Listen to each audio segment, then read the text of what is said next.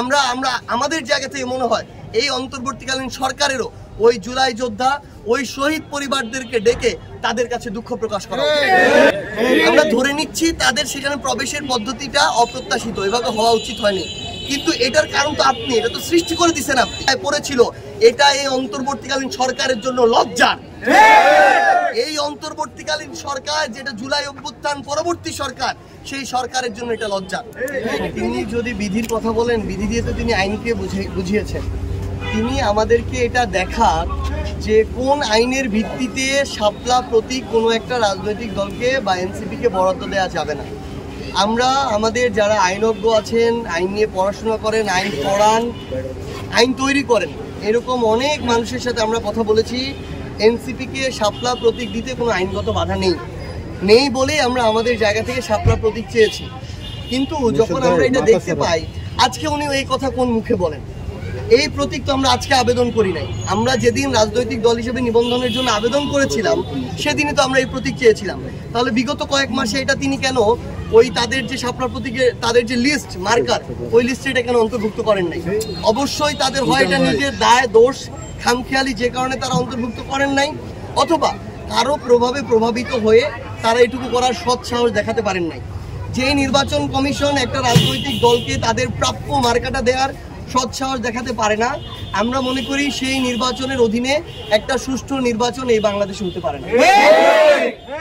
আমরা এনসিপি আমাদের জায়গা থেকে অবশ্যই প্রত্যাশা করি যে আমরা শাপলা প্রতীক পেয়েই আগামী নির্বাচনে অংশগ্রহণ করব।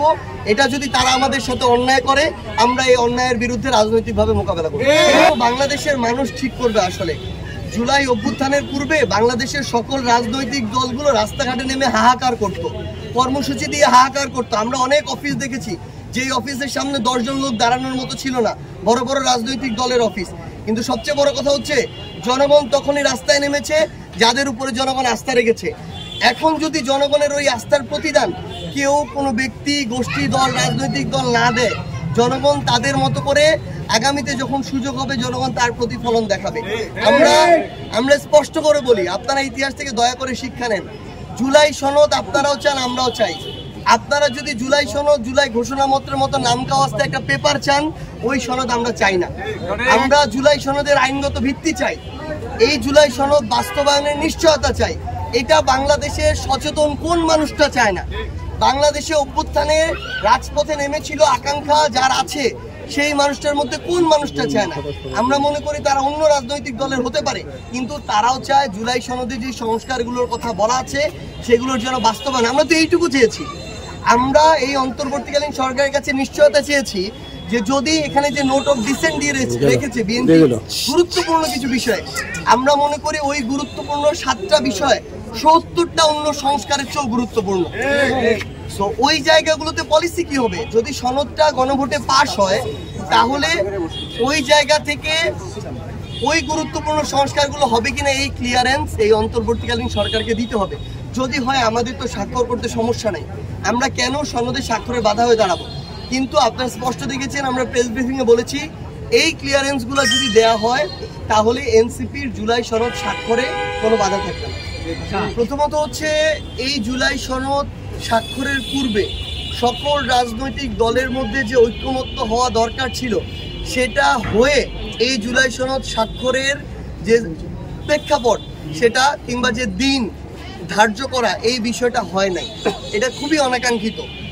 যেই রাজনৈতিক দলগুলো ঐক্যমত্য কমিশনে অংশগ্রহণ করেছিল তাদের মতামতের ভিত্তিতেই তো আলোচনাটা তো তাদের মতামতের ভিত্তিতে এগিয়ে চলছিল। সো তাদেরকে কনভিন্স করে সকল বিষয় ক্লিয়ার করে বাংলাদেশের মানুষের সামনে তারপরেই তো এই দিনটা হওয়া দরকার ছিল। আমরা তো সবারই তো এই আকাঙ্ক্ষা ছিল যে পুরো বাংলাদেশের মানুষ তাদের জায়গা থেকে যার যার অবস্থান থেকে এই স্বপ্নটা দেখছিল যে এত সুন্দরভাবে একটা জুলাই সনদ স্বাক্ষরিত হবে, এই সংস্কারগুলো হবে। কিন্তু অন্তর্বর্তীকালীন সরকার অনেকটা মনে হলো যে মানে তাদের কোনো একটা চাওয়া আছে, খুব দ্রুত এটা শেষ করতে হবে। মানে কোনো একটা তারা আছে জুলাই সনদ স্বাক্ষরের, ওই তারার ভিত্তিতে তারা কে আসলো না এসব চিন্তা না করে তারা জুলাই সনদ স্বাক্ষর করলো। ভালো কথা। ওই সনদ স্বাক্ষরে এই অভ্যুত্থানটা যারা করেছিল, সরাসরি রাজপথে নেমেছিল, ওই জুলাই যোদ্ধারা যাদের ত্যাগটা অনেক বেশি, শহীদ পরিবাররা, যাদের ত্যাগ অনেক বেশি, যারা রক্ত দিয়েছে, জীবন দিয়েছে, তাদের তো একটা বড় সংখ্যক প্রতিনিধিত্ব থাকা দরকার ছিল। আপনি মানিক মিয়া এভিনিউতে এই প্রোগ্রাম করেন, ওই মানিক মিয়া এভিনিউর সংসদ চত্বর থেকে এভিনিউতে তো লক্ষাধিক মানুষ থাকা সম্ভব। তাহলে আপনি যারা গ্যাজেটেড আমার জুলাই যোদ্ধা, আমার যারা হাজারের মতো শহীদ পরিবার গ্যাজেটেড, আপনি তাদের জন্য কেন আসনের ব্যবস্থা করতে পারলেন না? শুধুমাত্র গতানুগতিক কয়েকটা রাজনৈতিক দলের প্রতিনিধিত্ব, এই অফিসার, এই আমলা, এই উপদেষ্টা, এই বড় পদবীর এক একজন অফিসার, এগুলোকে দিয়ে আপনি এত বড় অনুষ্ঠান বানান, তাহলে যাদেরকে নিয়ে এই অভ্যুত্থান হলো তাদের এখানে অংশগ্রহণটা কোথায়? এই কাজ তারা জুলাই ঘোষণাপত্রের দিনও করেছে। কেন এত এত টাকা এত জায়গায় খরচ হয়, এখানে কয়েক কোটি টাকা দিয়ে বা কয়েক লক্ষ টাকা খরচ করে শহীদ পরিবারদের অংশগ্রহণে, জুলাই যোদ্ধাদের অংশগ্রহণে আর 10-11 হাজার মানুষকে নিয়ে একটা প্রোগ্রাম সাজানো যেত না? এটা করে নাই বলেই তো তারা তাদের ওই ক্ষোভের জায়গা থেকে তারা একটা অপ্রত্যাশিত পদ্ধতিতে ওইখানে প্রবেশ করেছে। কিন্তু এর দায় তো এই অন্তর্বর্তীকালীন সরকার বা যারা এই প্রোগ্রামটা আয়োজন করেছে তারা এই দায় এড়াতে পারে না। আমরা ধরে নিচ্ছি তাদের সেখানে প্রবেশের পদ্ধতিটা অপ্রত্যাশিত, এভাবে হওয়া উচিত হয়নি, কিন্তু এটার কারণ তো আপনি, এটা তো সৃষ্টি করে দিচ্ছেন আপনি। এবং এরপরে আপনারা প্রশাসনকে ব্যবহার করে তাদেরকে যেভাবে উন্মুক্তভাবে এভাবে পিটিয়েছেন, আঘাত করেছেন, রক্তাক্ত করেছেন, আমাদের ওই আহত যোদ্ধা হাত হারানো ভাই আতিকের হাত যেভাবে খণ্ডিত হয়ে রাস্তায় পড়েছিল, এটা এই অন্তর্বর্তীকালীন সরকারের জন্য লজ্জার। এই অন্তর্বর্তীকালীন সরকার যেটা জুলাই অভ্যুত্থান পরবর্তী সরকার, সেই সরকারের জন্য এটা লজ্জা। আমরা আহ্বান করব অন্তর্বর্তীকালীন সরকারের পক্ষ থেকে এই প্রশাসন যাদেরকে নির্দেশ দিয়ে এই কাজটি করানো হয়েছে শুধুমাত্র কয়েকটা স্বাক্ষরের জন্য, আমরা আমাদের জায়গা থেকে মনে হয় এই অন্তর্বর্তীকালীন সরকারেরও ওই জুলাই যোদ্ধা, ওই শহীদ পরিবারদেরকে ডেকে তাদের কাছে দুঃখ প্রকাশ করা।